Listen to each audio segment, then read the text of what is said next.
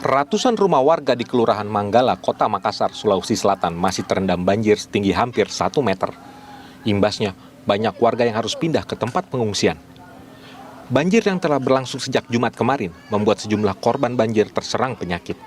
Diare, gatal kutu air, kemudian hipertensi, ada juga yang itulah hipertensi paling banyak, yang sakit kepala. Sakit kepala itu separuh. Migrain, iya. Kalau tidak salah ini sudah hari keberapa, Bu? Ini sudah hari ketiga. Banjir di lokasi ini kerap terjadi setiap tahunnya pada musim penghujan tiba.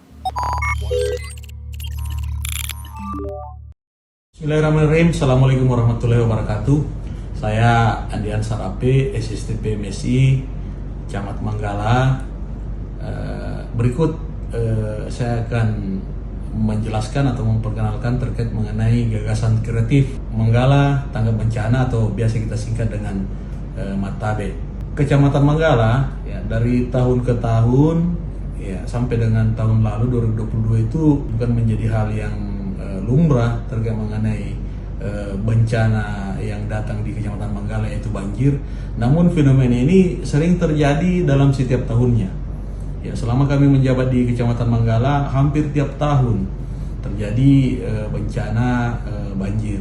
Dan kemudian dalam satu tahun itu tidak menutup kemungkinan bencana banjir yang ada itu kadang 2 kali datang, 2 kali bencana terjadi dalam tiap tahunnya. Maka kami berinisiatif untuk membuat gagasan kreatif terkait mengenai bencana tersebut, yang insya Allah mudah-mudahan ke depan bisa menjadi solusi atau alternatif pemecahan masalah ketika ya kita tidak minta bencana itu datang kembali.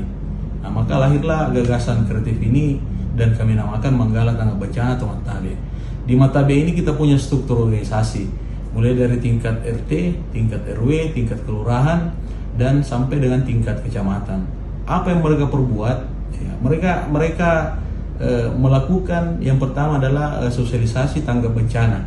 Nah, mereka memperkenalkan bagaimana ketika bencana itu datang, apa yang harus kita lakukan, apa yang harus kita persiapkan. Nah, mungkin itu salah satu tujuan daripada Manggala Tanggap Bencana ini. Selain itu, yang kedua, Manggala Tanggap Bencana ini juga memungkinkan masyarakat terlibat aktif dalam penanganannya, seperti menyiapkan posko bencana misalnya, kemudian mengkoordinasikan terkait mengenai bantuan-bantuan makanan, logistik, sandang, pangan, pakaian, dan lain sebagainya.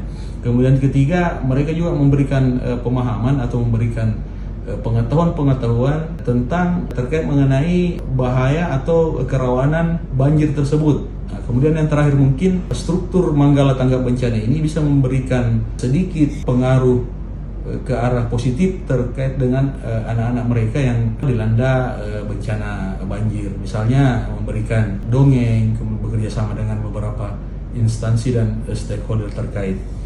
Selain itu, Manggala Tanggap Bencana ini kami bekerja sama dengan beberapa leading sektor, beberapa SKPD terkait di Kota Makassar.